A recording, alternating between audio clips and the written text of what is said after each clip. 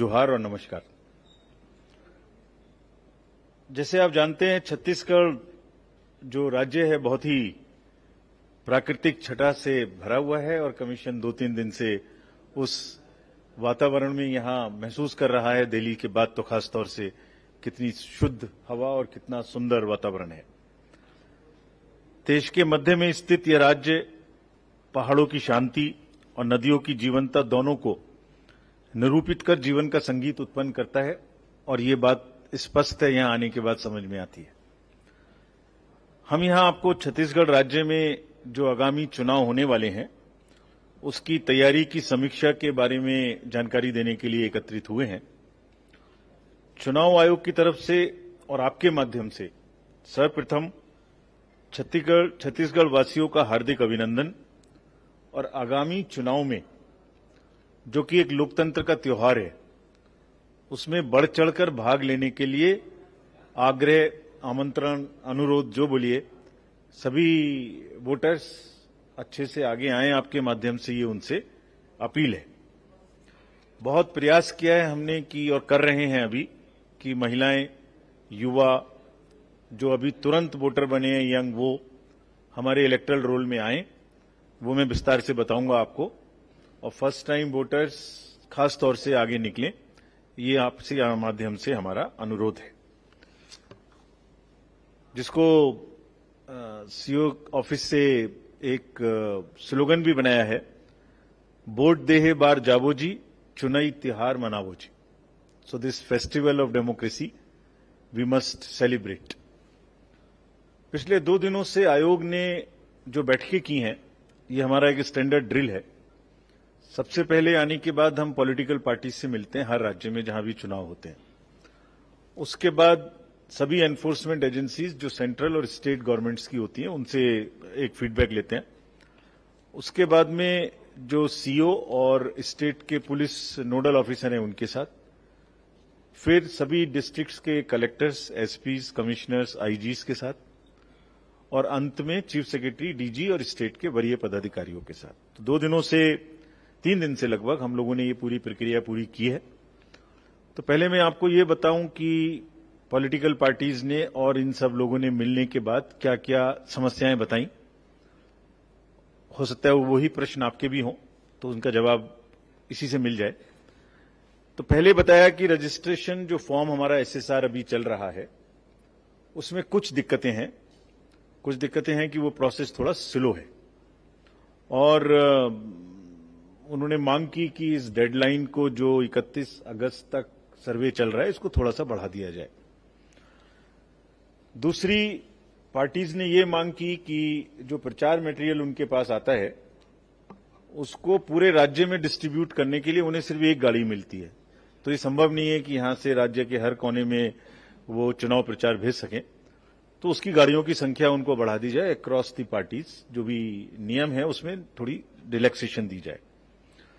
जितना भी चुनाव के इलेक्टोरल रोल में या तो एडिशंस हो रहे हैं या डिलीशन हो रहे हैं, तो उनको थोड़ा और रोबस्ट तरीके से, सुदृढ़ तरीके से चेकिंग कराई जाए। ऐसा ना हो कि किसी का नाम कट जाए या किसी का नाम अनावश्यक रूप से जुड़ जाए।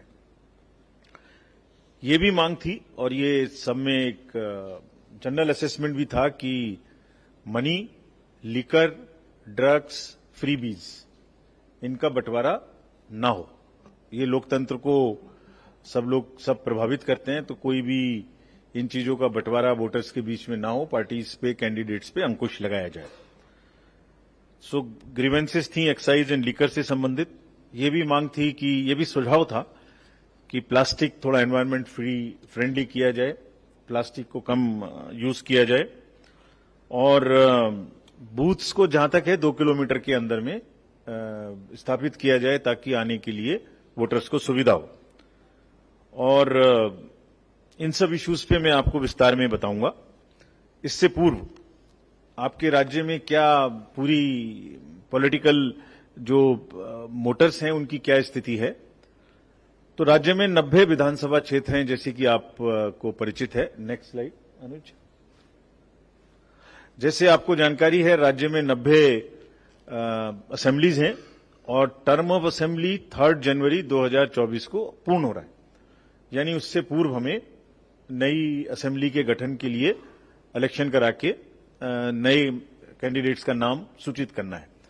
इसमें से 51 जनरल असेंबलीज हैं और 29 एसटीज के लिए रिजर्व्ड है, 10 एससीज के लिए रिजर्व है। जो राज्य में टोटल वोटर्स हैं वो 1.96 करोड़ हैं, with almost female being higher than male. This is one एक अच्छी चीज है इस राज्य में कि महिलाओं की वोटर्स की संख्या 98.5 लाख है, जो कि मेल के अनुपात में ज्यादा है। ट्रांसजेंडर्स 762 और पर्सन्स विद डिसेबिलिटीज 1.47। 80 से वर्ष से अधिक के 2.02 लाख मतदाता हैं और 100 वर्ष से अधिक के 2,948 मतदाता राज्य में हैं। फर्स्ट टाइम वोटर्स जो इस बार बने हैं 18 से 90, उनकी संख्या 4,43,000 है।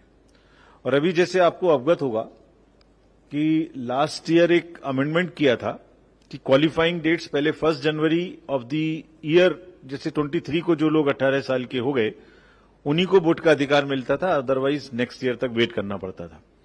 तो अब हर क्वार्टर 1 अप्रैल, इस तरह से 1 जुलाई, फिर 1 अक्टूबर, तो जो लोग 1 अक्टूबर तक 18 साल के हो रहे हैं, इन 4,43,000 में उनकी भी संख्या काफी है, लगभग 60,000 से ऊपर है। यानी वो मतदाता जिनको वेट करना पड़ता, वो अब इस बार 18 वर्ष के होने से वोट देने की स्थिति में हैं। तो अगर पूरे इलेक्टरल रोल को देखें तो उसमें 18 साल से लेके और 100 साल तक के ऊपर के सभी महिलाएं, बच्चे, ट्रांसजेंडर, पर्सन्स विद डिसेबिलिटीज, 80+, एक मोज़ेक है, एक पैनोरामा है पूरी सोसाइटी का, जिसमें सब लोग हमारे इलेक्टरल रोल्स में हैं। और उन्हीं सब से आपके माध्यम से पुनः अनुरोध है कि सब वोट देने जरूर आए। नेक्स्ट,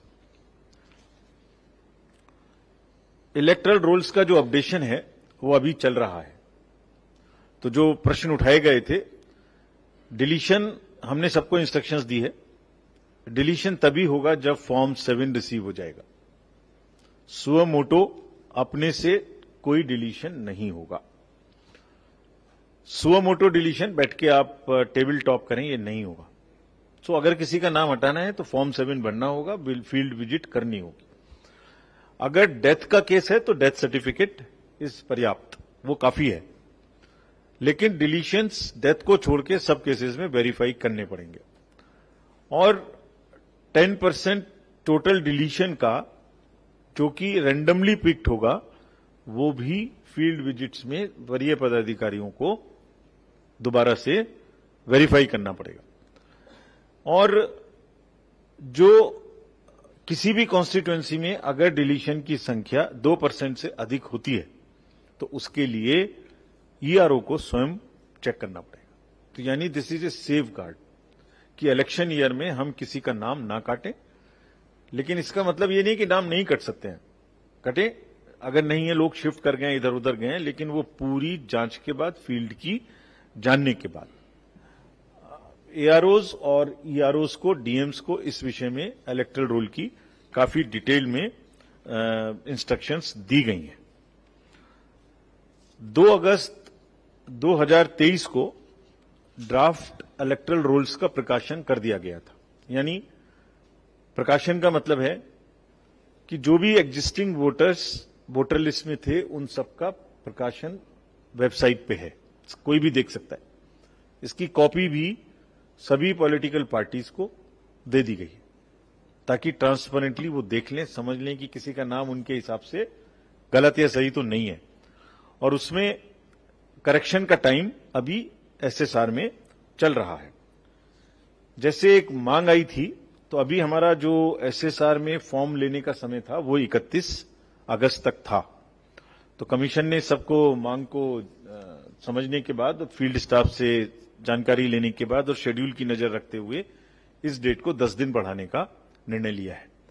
तो अब फॉर्म्स देने की डेट 11 अगस्त तक बढ़ाई गई है छत्तीसगढ़ में। बाकी राज्यों में जो चल रहा है एसएसआर वो उसी डेट में अभी चलेगा।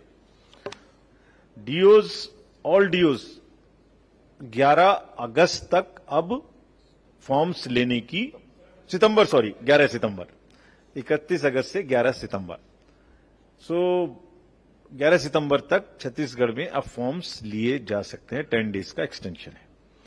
और सभी डीओस को डायरेक्शन दी गई है कल की मीटिंग में कि वो इसकी डेट के अनुरूप जो भी फॉर्म्स मिल रहे हैं उनको डिजिटाइज कराएं, बीएलओ के माध्यम से कराएं, एनबीएफसी के माध्यम से कराएं। जो पूरा का पूरा प्रयास है वो ये है कि इलेक्टरल रोल में जो भी छूट गए हैं लोग, तो उसको इंक्लूसिव भी बनाया जाए। तो कौन लोग हैं जिनकी भी बनने की, जो किसी कारण से नहीं बन पाए, तो जैसे राज्य में 5 primitive particularly vulnerable tribal groups हैं, अबुझ मड़िया, कमार, पहाड़ी कोरबा, बिरहोर एंड बैगा। तो कमीशन ने प्रयास किया है कि इन सबको हम जहां तक है 100% अपने इलेक्टरल रोल्स में लेके आए, इंक्लूसिव बनाए, समावेशी बनाए। सो इनकी टोटल संख्या जो है वो 10 जिलों में ये लोग फैले हुए हैं और इनकी टोटल संख्या 1.86 लाख है, जिसमें से 1.15 लाख जो है वो 18 साल से ऊपर है और हम ऑलरेडी उसमें से 1.13 लाख को अपना वोटर बना चुके हैं और अभी समय है हमारे पास। तो हमारी प्रयास है कि हम इसको पूरा करें। इसमें से कुछ लोग एलडब्ल्यू एरिया में हैं, कुछ लोग दूसरे एरिया में हैं, लेकिन उनको वोटर बनाएं, उनको पूरे इस लोकतंत्र की भागीदारी में अपना हिस्सा देने का मौका दें। इसके लिए हम इसमें प्रयासरत हैं। एक और नया प्रयास किया गया है कि अक्सर ऐसा होता है कि बेटियों का जो नाम है वो पिता के नाम से रजिस्टर होता है और शादी के बाद जब दूसरे जगह जाते हैं तो वो पति के नाम से चेंज होता है। तो ऐसी सूचना मिल रही थी कि बहुत जगह में वो पहले नहीं बनना चाहते, इसलिए कि जब बाद में जाएंगे तभी बनेंगे, नहीं तो नाम बदलना पड़ेगा। तो एक नया प्रयास किया गया है नववधु सम्मान समारोह। इसमें ऐसी एसीज जहां पर लो जेंडर रेशियो था उनमें खास तौर से प्रयास किया है और सीओ को इसके लिए पूरी टीम को हम लोग बधाई भी देते हैं। 61,683 न्यूली वेड विमेन को सम्मानित, मतलब उनका नाम एडजस्ट करके हमने उनको वहां चेंज किया ताकि वो वोट दे सके। This is part of empowerment.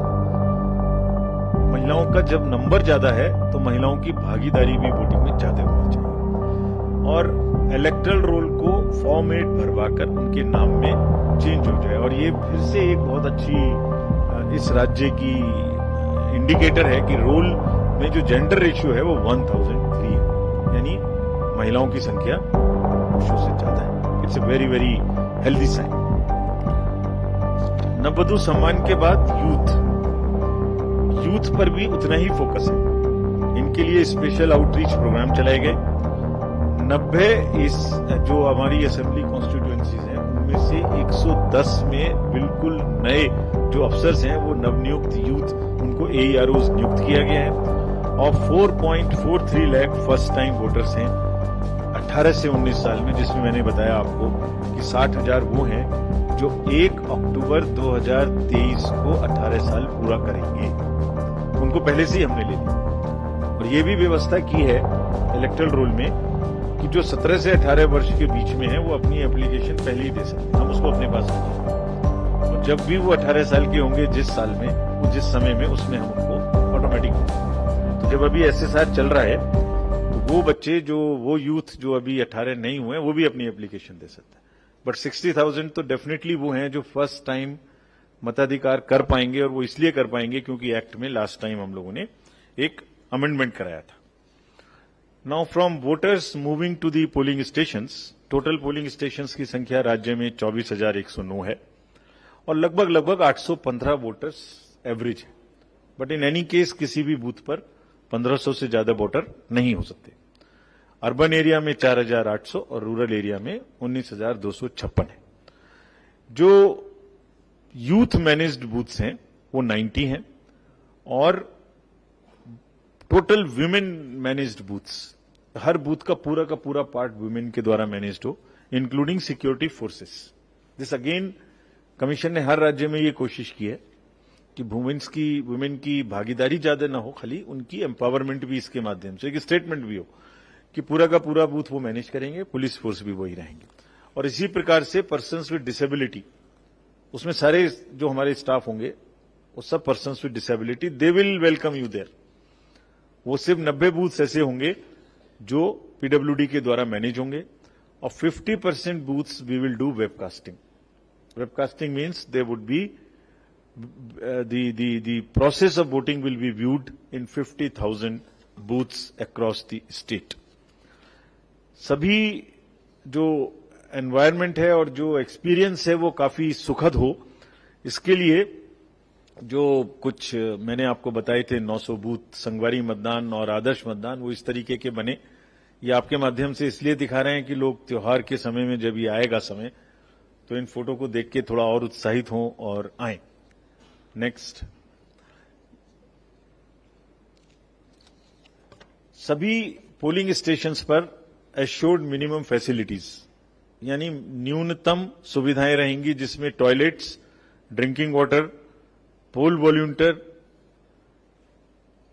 Bathroom, wheelchair, help desk, वॉल्यूंटर और पर्सन्स विद डिसेबिलिटी के लिए रैंप, ये सब सुविधाएं हर पोलिंग स्टेशंस पे उपलब्ध रहेंगी 100%। वॉल्यूंटर्स भी हर जगह में उपलब्ध रहेंगे हमारे बुजुर्गों की और पर्सन्स विद डिसेबिलिटी की किसी भी मदद के लिए। वरिष्ठ नागरिक और पर्सन्स विद डिसेबिलिटी, आप देखिए हमने एक नया प्रयास शुरू किया जो छत्तीसगढ़ में अब इस बार पहली बार होने जा रहा है। पिछले जो चुनाव हुए हैं उनमें कुछ राज्यों में हो चुका है। 80 वर्ष से ऊपर के जितने भी मतदाता हैं वो अगर चाहें तो अपने घर से मतदान कर सकते हैं। उनको ये सुविधा प्रदान की जा रही है इस बार छत्तीसगढ़ के उसमें। नॉमिनेशन के बाद 5 दिन के अंदर एक फॉर्म 12D है, उसको वो भरें तो उसके बाद में हमारी टीम उनके घर में जाके पोलिंग कराएगी, उनका पोलिंग लेगी। और यही सुविधा पर्सन्स विद डिसेबिलिटीज को भी उपलब्ध है, जिसकी भी 40% से ऊपर डिसेबिलिटी है, उनको घर जाके वोट लेने का हमने नया कमीशन ने प्रयास किया है और ये बड़ा सफल रहा है पिछले 8-10 इलेक्शंस में जो हुए हैं अभी। हालांकि ये बात भले ही यूथ और अर्बन एरिया में ना लगती हो, लेकिन बुजुर्ग और पर्सन्स विद डिसेबिलिटी अभी भी बूथ पे आना ज्यादा पसंद करते हैं। उन्हें लगता है कि हमारे लिए एक ये फेस्टिवल है, वहां जाएंगे, लोगों से मिलेंगे, बातचीत करेंगे। तो अभी भी भारी संख्या में उत्साह है। ये जो पिछले राज्यों में चुनाव हुए उनमें सामने में बात आई है। So we welcome and it is our duty that जितने भी बुजुर्ग हैं उनको हम खास तौर से एक रेस्पेक्टफुल, ये हमारा एक्सप्रेशन है उनके लिए कि हम उनके पास जाके उनका वोट लेंगे। फ्रेंड्स, बहुत से स्थान ऐसे हैं छत्तीसगढ़ में जो थोड़े दूरस्थ इलाकों में है, तो 112 बूथ ऐसे हैं जो नॉन मोटरेबल भी हैं। उनमें से कुछ की हमने पिक्चर्स आपको दिखाई हैं। जैसे ये फर्स्ट बूथ है, सिर्फ 12 इलेक्टर्स हैं यहां और 80 किलोमीटर का डिस्टेंस करके हिली टेरेन में हमारे स्टाफ जाएंगे। तो ये हम आपको इसलिए बता रहे हैं कि जो मतदान कर्मी हैं वो भी बड़ी मेहनत करते हैं, बड़ी बड़ी दूर जाते हैं, सिर पे बेचारे रास्ते में लेके मशीन्स को जाते हैं। तो वोट देने के लिए भी लोग आए, ये इसके लिए हम आपको दिखा रहे। एक पर्सन का बूथ लेने भी टापू पर लोग हमारे यहां जाते हैं चुनाव आयोग से, 15,000 फीट की ऊंचाई पे भी जाते हैं। तो ये उसी क्रम में जो सेकंड रो है 143 है, इसमें सिर्फ 5 इलेक्टर हैं और 120 किलोमीटर का डिस्ट्रीब्यूशन सेंटर है और जिसमें 15 किलोमीटर ट्रेवल करके लोग जाएंगे। इसी तरीके से लास्ट वाला है, ये गुरु Ghasidas national reserve forest area में बूथ है जिसमें 23 इलेक्टर हैं खाली। नेक्स्ट आप और देखेंगे अगर इसमें तो बस्तर में इसी प्रकार से जो ये बूथ्स हैं इनमें काफी दूरी में चल के हमारे स्टाफ वहां पहुंचेंगे। Friends, after showing you the remote polling stations, let me come to the technology.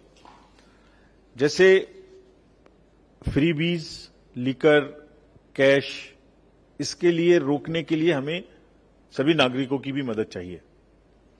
सहज हमें सूचना चाहिए कि अगर कहीं भी कोई इस तरीके की चीज हो रही है तो आप हमें बताएं। अब प्रश्न ये उठता है कि कैसे बताएं जो सहज समय तुरंत से कार्रवाई हो सके। तो इसके लिए एक एप्लीकेशन है सी विजिल, यानी इसका नाम है सिटीजन्स वी विजिल। नागरिक आप खुद से विजिलेंट रहें। तो क्या कर सकते हैं कि अपने मोबाइल से कहीं भी कुछ गड़बड़ हो रही है तो उसकी फोटो ले सकते हैं, उसके बारे में टेक्स्ट कर सकते हैं, वॉइस रिकॉर्ड कर सकते हैं और हमें भेज दें इस ऐप पर। आप उनको कुछ लिखने की जरूरत नहीं है। इसके अलावा कहां से भेजा, क्या हुआ, जो लॉन्गिट्यूड और लैटिट्यूड है उस फोन का, उसके माध्यम से हम उनकी लोकेशन खुद जान जाएंगे और 100 मिनट्स के अंदर, विद इन 100 मिनट्स हमारी टीम वहां पहुंच के उसको चेक करेगी। ये सिस्टम राज्यों में बहुत अच्छे से कुछ में यूज हुआ है और धीरे धीरे प्रयोग में बढ़ रहा है। इसकी वजह से हमारा सबसे रिक्वेस्ट है कि जहां भी कहीं कोई ऐसी सूचना मिले कि किसी ने गोडाउन में कुछ सामान इकट्ठा किया है, कहीं पर कैश बांटा जा रहा है, कुछ भी सूचना मिले वो हमें दीजिए। और इसमें एनोनिमस भी रह सकते हैं। आपको नीचे हम ये भी नहीं कह रहे हैं कि नाम लिखिए, कुछ लिख के हमें दीजिए। So this is one way of technology. The next is the voter helpline. इसमें आप फॉर्म्स डायरेक्ट अप्लाई कर सकते हैं, इलेक्टोरल रोल में अपना नाम जोड़ सकते हैं, बीएलओ आरओ से कनेक्ट हो सकते हैं, ईवीएम के बारे में जान सकते हैं, एपिक कार्ड के बारे में जान सकते हैं। इसी तरीके से ये तो वोटर के लिए है, तो कैंडिडेट्स के लिए और पॉलिटिकल पार्टीज के लिए क्या है। पॉलिटिकल पार्टीज अक्सर कहती हैं कि ground administration level playing field नहीं देता है, यानी मैंने फील्ड में परमिशन मांगी, मुझे नहीं मिली, किसी दूसरे को मिल गई। तो इसके लिए कमीशन ने सुविधा पोर्टल बनाया। किसी को भी कोई सुविधा चाहिए कैंडिडेट को, तो he can apply on the सुविधा पोर्टल।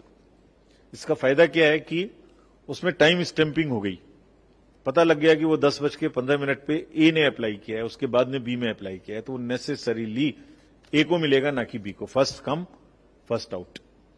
तो ये इसमें जितनी भी सुविधाएं, गाड़ी की परमिशंस, फील्ड्स की परमिशन, ग्राउंड्स, जो भी सुविधाएं हैं वो सुविधा पोर्टल ऐप से कैंडिडेट्स ले सकते हैं।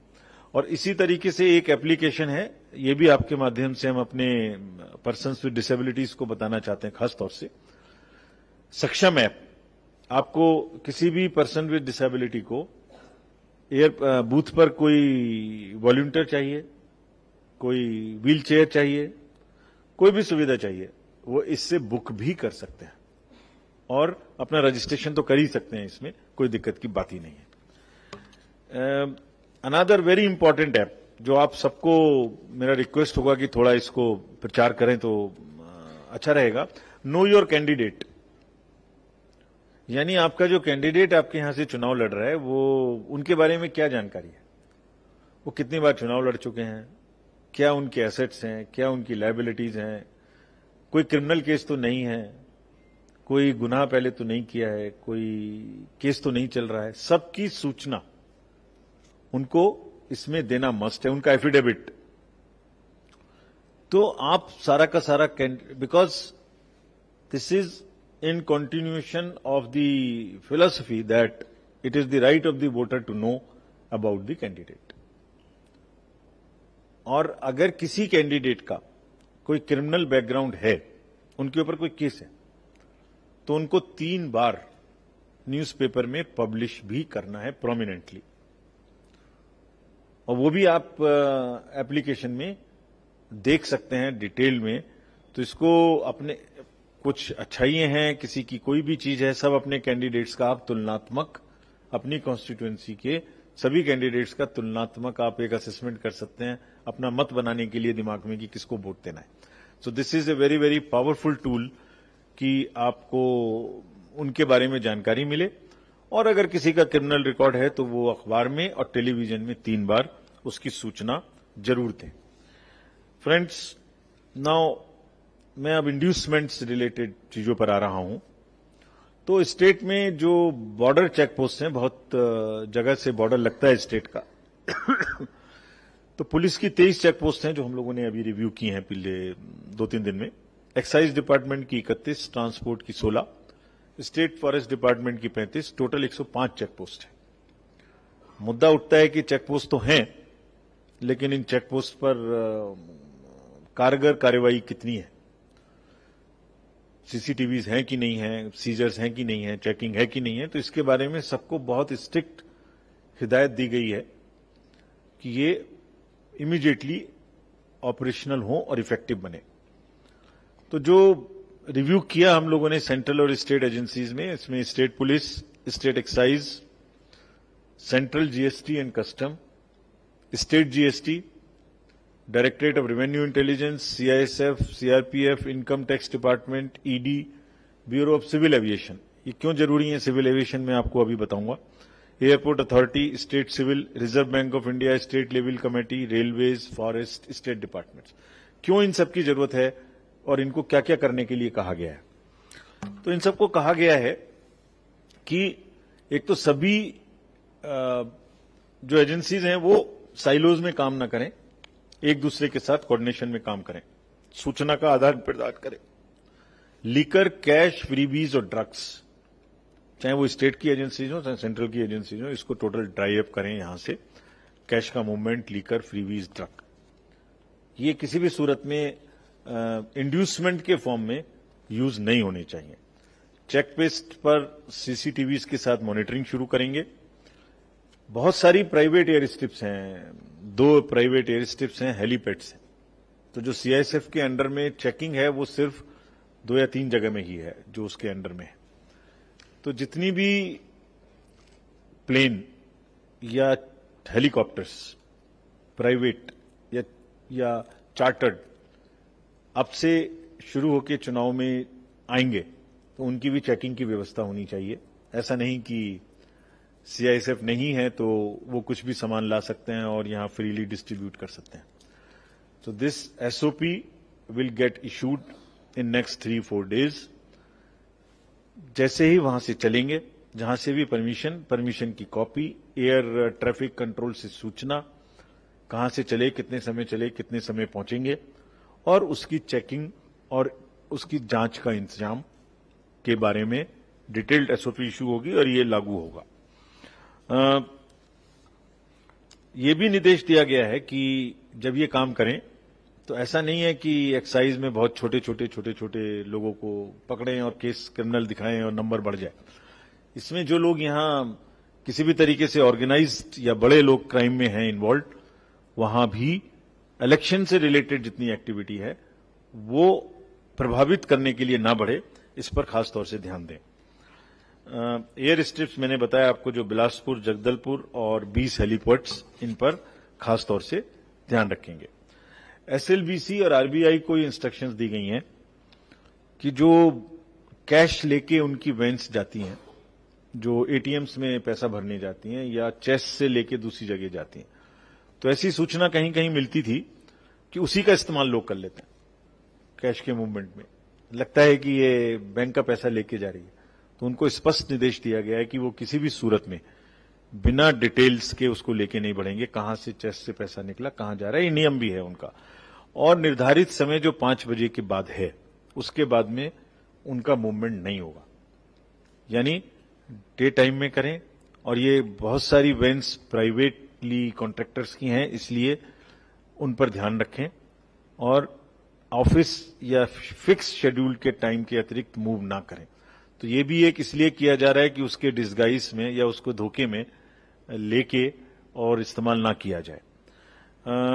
सभी डीएम्स एंड एसपीज को बहुत स्पष्ट इंस्ट्रक्शंस दी गई हैं कि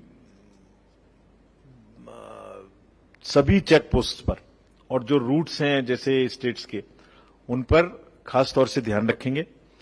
ये फॉर्म्स की डेट बढ़ाई है, मैंने आपको पहले ही बता दिया है। अब फाइनल रोल 4 अक्टूबर को पब्लिश होगा। डेट 11 सितंबर 2023 तक बढ़ी रहेगी और डिलीशन एडिशन जैसे मैंने पहले बताया, इसको पर्सनली वो लोग देखेंगे। Contractual employees will not be used during the election process. This is another direction given to them. जो पॉलिटिकल पार्टीज ने मांग की थी कि हमारी गाड़ी को थोड़ा बढ़ा दीजिए नंबर, तो वो 1 से बढ़ा के कमीशन ने निर्णय लिया है कि उसको 4 किया जाएगा। 4 गाड़ियां उनको मिलेंगी, जिससे वो अपने प्रचार, ये सभी नेशनल पार्टीज और स्टेट पार्टीज को जो नियम है सबको बराबर मिलेगी। उसके बाद में सोशल मीडिया अपने आप में एक काफी बड़ा उपयोग भी है और दुरुपयोग भी है। तो जहां वोटर्स की पार्टिसिपेशन बढ़ाने का यूज है, वो उसका अवेयरनेस क्रिएट करना है, वो उपयोग है, और जहां झूठी खबरें, फेक न्यूज फैलानी है, वो दुरुपयोग भी है। तो सभी डिस्ट्रिक्ट मजिस्ट्रेट्स, एसपीज को स्पष्ट निर्देश दिए गए हैं कि वो अपने यहां एक स्ट्रांग सोशल मीडिया सेल बनाएंगे, और अगर कोई भी फेक न्यूज अगर उसमें आ रही है तो उसको रिस्पॉन्ड करेंगे। रिस्पॉन्ड करेंगे मतलब उसको पहले इंक्वायर करेंगे, फिर रिस्पॉन्ड करेंगे। और अगर वो टोटली फेक है तो ये भी जानने की कोशिश करेंगे किसने ओरिजिनली फेक डाली है, और उस पर जो कानूनी कार्रवाई कर सकते हैं वो करेंगे। यानी किसी भी नैरेटिव से, किसी भी गलत किस्म की अफवाह से चुनाव की प्रक्रिया को किसी भी सोशल मीडिया के माध्यम से खराब करने की प्रयास नहीं होना चाहिए, और अगर है तो उस पर वो सख्त कार्रवाई करेंगे। नेक्स्ट, जो सभी राजनीतिक दल हैं उनसे अपील की है हमने, और उनको डायरेक्शंस भी देंगे कि ज्यादा से ज्यादा वो प्लास्टिक का इस्तेमाल ना करें प्रचार प्रसार में, ताकि एनवायरमेंट फ्रेंडली पूरा सिस्टम रहे। ब्यूरोक्रेसी को सभी स्तर पर बहुत ही स्पष्ट निर्देश दिए गए हैं कि लेवल प्लेइंग फील्ड रखें, उनकी जिम्मेदारी है ये, वो रखेंगे ऐसा हम मानते हैं, सभी सक्षम लोग हैं। नहीं रखेंगे तो कमीशन रखवाने के लिए जो करने की जरूरत है वो करेगा, बट लेवल प्लेइंग फील्ड कहीं भी डिस्टर्ब नहीं होनी चाहिए, फ्रीबीज और दुरुपयोग नहीं होना चाहिए, ये उनको स्पष्ट इंस्ट्रक्शन दी गई है। Friends, all over the country जब भी इलेक्शंस होते हैं तो जो मीडिया है वो, हम जब स्टेट्स में जाते हैं तो पूरी बात का अंत आप लोगों के साथ करते हैं, ताकि सारी बात आपको बता दें और आपके माध्यम से स्टेट को भी बता दें। और जब कभी जाने के बाद शेड्यूल डिक्लेयर करते हैं तो सबसे पहले आपके साथ करते हैं। Nobody knows it before you come to know it. तो एक बहुत ही नेचुरल हमारे एलआई हैं जो आप हमेशा से रहे हैं। तो आपके माध्यम से अंत सारांश में मैं यही कहना चाहता हूं कि हम पूरी तरीके से 5 राज्यों में जो चुनाव होने, जिसमें से हमारी पहली विजिट है, निष्पक्ष लेवल प्लेइंग फील्ड के साथ अधिकतम भागीदारी लोगों की, हमारी परसेंटेजेस लगातार बढ़ती जा रही। पिछली बार जनरल चुनाव में 67% थी, महिलाओं की भागीदारी ज्यादा थी। इस बार भी जो 8-10 इलेक्शंस उसके बाद हुए हैं उसमें भी परसेंटेज बढ़ रही है, और महिलाओं का और सभी वर्ग का जो पार्टिसिपेशन है वो बढ़ रहा है। 80+, पीडब्ल्यूडीज, ट्रांसजेंडर्स, ट्राइबल ग्रुप्स, सबका बढ़ रहा है। सो नहीं बढ़ रहा है तो हम कोशिश कर रहे हैं, जहां जहां परसेंटेज कम है वो एक प्लान भी चलाया है, जिसमें जहां जहां डिस्ट्रिक्ट के एवरेज से कम परसेंटेज वाले बूथ्स हैं उन पर कलेक्टर साहब लोग स्पेशल प्रोग्राम चलाएंगे। जो असेंबली स्टेट के एवरेज से कम है उनमें भी स्पेशल चलाएंगे प्रोग्राम। सो ये जो चुनाई तिहार वाला जो एक फेस्टिवल है, उसमें आपके माध्यम से सब लोग वोटिंग करने आए। छत्तीसगढ़ का जो एक अपना स्थान है, जो महत्व है, जो मनोरम यहाँ एक प्राकृतिक दृश्य है, उस सबको मिला के एक बहुत ही अच्छा चुनाव यहाँ होगा। हमारी अपील है सबसे कि सब आए। धन्यवाद। Thank you, sir. Thank you for that very comprehensive briefing, sir. We'll be sharing the PDF of this presentation with all of you. So the floor is open for questions. आप पहले batch of 4 or 5 questions आप पूछ लीजिए, फिर उसके बाद if time permits we'll take the second batch. Sir नमस्कार, मैं योगेश मिश्रा हूँ सुदर्शन न्यूज से। सबसे पहले तो पूरी टीम को